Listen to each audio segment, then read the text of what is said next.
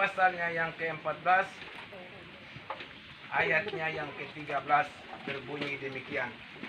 Dan aku mendengar suara dari sorga berkata, tuliskan, berbahagialah orang-orang mati yang mati dalam Tuhan sejak sekarang ini.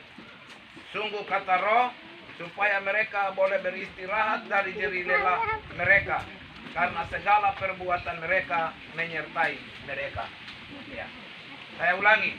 Dan aku mendengar suara dari surga berkata, tuliskan, berbahagialah orang-orang mati yang mati dalam Tuhan sejak sekarang ini. Sungguh kata Roh, supaya mereka boleh beristirahat dari jerih lelah mereka, karena segala perbuatan mereka menyertai mereka. Jadi ada dua hal yang harus kita sama-sama renungkan.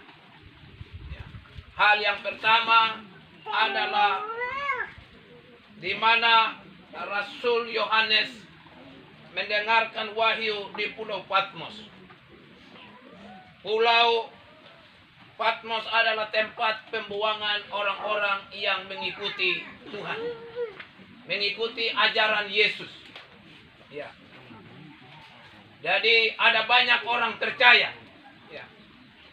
Pada saat Tuhan Yesus, pada zaman Yesus Kristus, itu sebelum zaman Yesus Kristus, mulai dari Bapak Abraham, Abraham dipanggil keluar dari Ur Kasdim. Ya. Lalu tinggal di Haran. Lalu punya keturunan. Lalu keturunan dari keturunan itu sampai kepada Yakub. Dan mereka dibuang ke Mesir dan tinggal di Mesir dan berkembang. Kemudian mereka kembali ke tanah perjanjian, yaitulah tanah yang Tuhan telah janjikan bagi nenek moyang mereka. Lalu mereka berada di sana, dan ketika itulah iman Abraham. Abraham percaya kepada Allah. Ya. Dan Allah berbicara kepada dia bahwa istrinya yang mandul itu akan melahirkan anak. Lalu kemudian dia akan dikatakan bahwa kau akan menjadi bapa segala bangsa. Dan olehmu semua bangsa di muka bumi ini akan diberkati oleh Tuhan. Itulah perjanjian Allah kepada Abraham. Itu berarti pada saat itulah Abraham beriman kepada Allah. Dan Abraham adalah bapa segala orang beriman. Nah, setelah Abraham, Yakub sampai keturunan-keturunan seterusnya, itu tetap dianut tentang yang mereka tetap percaya kepada Allah. Tetapi ajaran mereka menyimpang. Menyimpang karena apa? Ada budaya, ada adat istiadat yang bercampur baur dengan iman. Sedangkan Abraham sudah dikeluar dari Ur Kasdim. Dia bilang bahwa engkau harus keluar dari Ur Kasdim, dari rumah bapamu, dari kaum keluarga dan sanak saudaramu. Itu artinya tujuannya supaya keluar dari budaya, dari kebiasaan yang buruk. Olehnya itu baru dia diberkati, lalu diberikan keturunan di Haran. Nah, percaya ini terus berlangsung. Tetapi karena generasi terus generasi, maka ada kemerosotan iman dan percaya. Maka lahirlah Yesus Kristus untuk menyelamatkan manusia dari dosa. Ya. Lalu Yesus mengajarkan jalan suci, jalan yang benar. Maka dia berkata di dalam Injil bahwa akulah jalan, kebenaran, dan hidup. Tidak ada seorang pun yang datang sampai kepada Bapa kalau tidak melalui aku. Nah, itulah sebabnya menjadi seperti Yesus. Itu yang membuat kita harus bahagia kepada Tuhan. Maka Rasul Yohanes tampil dengan hilang gemilang setelah kematian daripada Yesus Kristus. Semua pengikut-pengikut itu disiksa, dianiaya, dilemparkan dia ke Pulau Patmos. Dia tidak ada sanak saudara. Dia hanya bisa makan dan minum dari daun-daun dan pohon-pohonan liaran.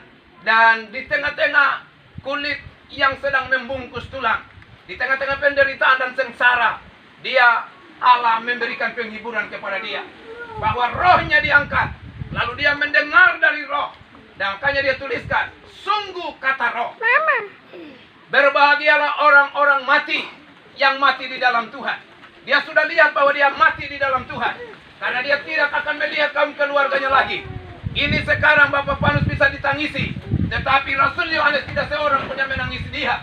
Karena tempat yang asing, tempat yang sunyi, tidak ada kaum keluarga lagi.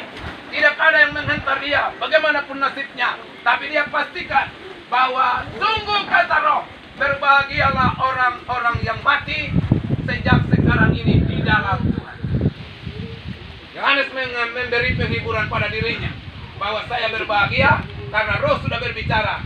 Yohanes, walaupun kau mati di Pulau Patmos, tapi kau bahagia karena kau beristirahat dari seluruh jadi lela. Artinya jadi lela dalam mengiring Tuhan, ikuti Tuhan, menderita dan sengsara, meninggalkan kebiasaan-kebiasaan yang buruk. Itu memang menderita. Anak-anak muda sekarang kita lihat sudah tidak sulit. Dulu orang tidak tahu, dulu orang Binjer tidak tahu yang namanya mabok. Tapi sekarang orang Binjer bisa tahu mabok. Yang pusing-pusing begini. Itu kalau macam ikan itu kena batu itu kan pusing-pusing. Tak tahu dia kena batu apa. Oke? Nah, sekarang banyak yang sudah begitu. Ada di sini? Kita harus bertobat, berubah. Supaya kalau kita mati, bilang beristirahat dari jeri lelah. Lelah kah belum? Ya toh? Lelah, mestinya kita lelah ikut Tuhan. Lelahnya apa? Tahan nafsu. Kalau tahan nafsu, lelah kah tidak? Lelah, sakit. Orang rame-rame, kita ini tidak bisa. Ini kan makan hati, toh. Tapi Alkitab ini Wahyu yang bilang, bukan saya bilang ya. Wahyu yang bilang. Jadi dia bilang, dia beristirahat dari jeri lelah. Kalau sudah lelah, Tuhan bilang kau istirahat. Oke? Jadi kalau kita punya anak, kalau kerja, matahari su panas, kalau su lelah, Bapak kau bilang apa? Anak kau istirahat tuh. Karena kau sudah lelah. Amin. Amin. Makanya kita kerja. Kerja kalau sudah lelah, Tuhan bilang istirahat. Nah, kita istirahat, tapi ayat selanjutnya dia bilang apa? Sesungguhnya bahwa jeri lelah menyertai dia. Ya. Dan dia pun jeri lelah itu ada tidur sama-sama dengan dia. Satu waktu bangkit, jeri lelah itu yang membuat dia bisa berani menghadap Tuhan. Adalah kebangkitan dan hidup. Jadi walaupun orang mati, dia pasti bangkit dalam kebangkitan dan hidup bersama dengan Tuhan. Tapi barang siapa yang tidak berdiri lelah karena mengikuti Tuhan, bagaimana dia tidak lelah mau istirahat? Bisa? Waduh, kalau kita bilang begini, ya saya capek dari istirahat dulu. Kalau naik gunung, kalau sudah capek, bilang istirahat dulu, ambil napas dulu. Ya, baru jalan lagi. Kalau ini tidak jalan, tidak lelah, mau istirahat seperti apa? Tidak akan Tuhan bilang begini, kau tidak istirahat, kau akan kerja siang dan malam. Itulah penderitaan di neraka, siang dan malam. Amin. Ini yang saya mau pesankan buat warga, masyarakat untuk tahu. Ya, jadi kalau kita ini sudah lelah kerja buat Tuhan Yesus, ikut Tuhan Yesus, seperti Yesus, hidup benar, maka kita beristirahat. Oke? Tapi jeri lelah kita menyertai kita. Lalu satu kali kelak kita akan beristirahat. Ada yang namanya hari Sabat Tuhan. Hari perhentian total. Artinya istirahat dari semua yang kita capek. Kalau kita makan capek kah tidak? Makan juga capek. Ya toh? Makan kenyang juga capek. Sebenarnya itu juga menderita. Makanya pengkhotbah bilang begini, segala sesuatu yang ada di bawah kolong langit ini adalah sia-sia. Karena apa? Kenapa kau capek? Su makan kenyang, malam-malam kalau ada panggil kau harus ke hutan. Bikin apa?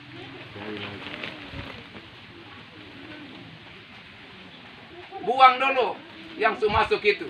Su buang, matahari terbit, karena kau su buang kau harus pergi cari lagi. Oke toh? Nah, ini lelah. Nah, tapi nanti satu waktu kita pasti istirahat. Saudara mau istirahat bersama dengan Yesus?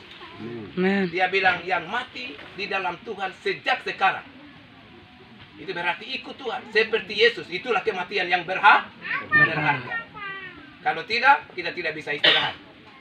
Nah, orang yang tidak bisa istirahat itu saya mau gambarkan buat saudara. Bahwa di neraka itu, kalau di api bisa tidur kah? Tidak bisa. Tidak bisa. Kau mau tidur bagaimana juga tidak bisa. Wah, Yesaya 66 ayat 24 sudah bilang bahwa di tempat itu ulatnya tidak mati, apinya juga tidak padam. Ya. Jadi yang bilang neraka itu orang-orang Hindu Buddha. Tapi kita Alkitab Wahyu bilang lautan api. Itulah kematian kedua.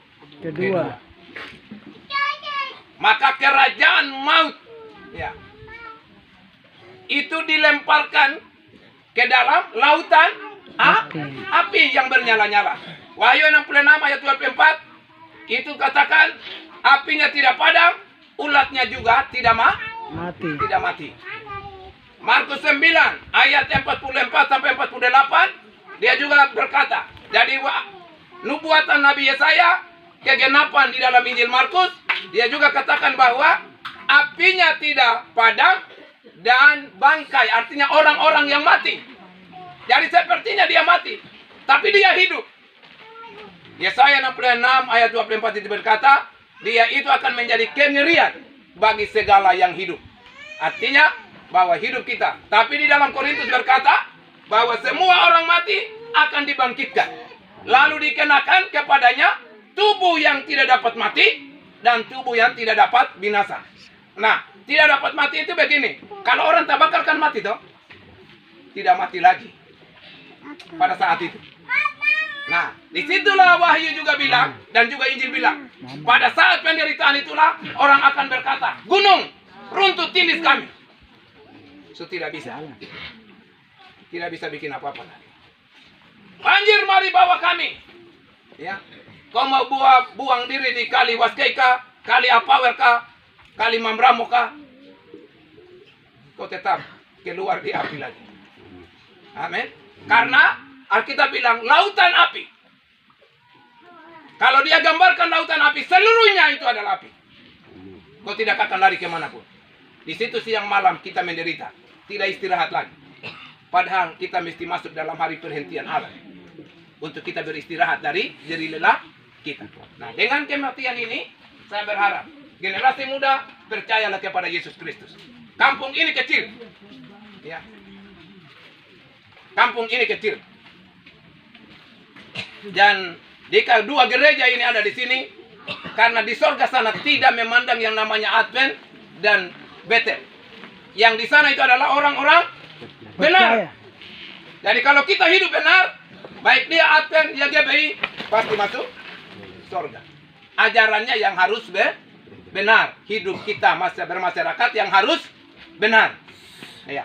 Dengan pesan melalui berpulangnya almarhum ini yang harus kita dengar baik-baik. Lalu anak-anak muda bangkit. Ya. Bangkit untuk menyerahkan hidup ini kepada Tuhan. Ya. Saya sudah lebih banyak hidup saya itu di rantauan orang. Ya. Saya umur 24 tahun merantau. Lalu sampai saya di sini sudah 31 tahun. Berarti lebih banyak di mana? Di Papua dan di Sami. Nah, karena itu kita harus bersyukur kepada Tuhan karena Tuhan mengasihi jiwa-jiwa ini. Saya tidak bisa berikan apa-apa, tapi ini harta kekayaan. Ya, harta yang tidak bisa dicuri karena Alkitab yang berkata. Ya, kumpulkanlah harta di sorga adalah kebenaran. Dan kebenaran ini tidak ada seorang pun yang mencurinya. Tidak ada ngengat dan karat yang akan merusakkannya. Ya. Jadi tidak ada sesuatu yang saya bawa dan berikan bagi saudara-saudara yang berduka cita. Tetapi firman ini kusampaikan dengan hatiku yang tulus. Dengan mengasihi saudara, agar satu kali kelak kita beristirahat seperti Bapak Panus Penjau ini, kita juga kelak akan beristirahat. Karena kita semua dibangunkan. Karena itu di Korintus surat kepada jemaat dia katakan semua tubuh yang dapat mati dikenakan tidak dapat mati. Nah, lalu tubuh yang dapat binasa dikenakan tidak dapat binasa. Gambaran tidak dapat binasa itu maksudnya kalau diapikan jadi abu habis toh. Tapi tidak bisa. Yang dapat mati itu mestinya begini. Masuk api kan mati habis toh. Nah, tidak bisa dapat mati lagi. Ketung biasa begini. Lihat ketung ulat besar-besar. Ya toh? Ini tikus mati ulat besar-besar saja. Ernest, kau takut atau tidak? Takut. Siapa yang tidak takut ulat? Nanti pada hari itu kita di api, sumen derita api panas. Heran, api panas ulatnya tidak mati. Jadi yang bawa Alkitab itu ingat, catat baik-baik. Saya tidak bohong ini, Alkitab yang bilang. Yesaya 66 ayat 24, Markus 9 ayat 44 sampai 48.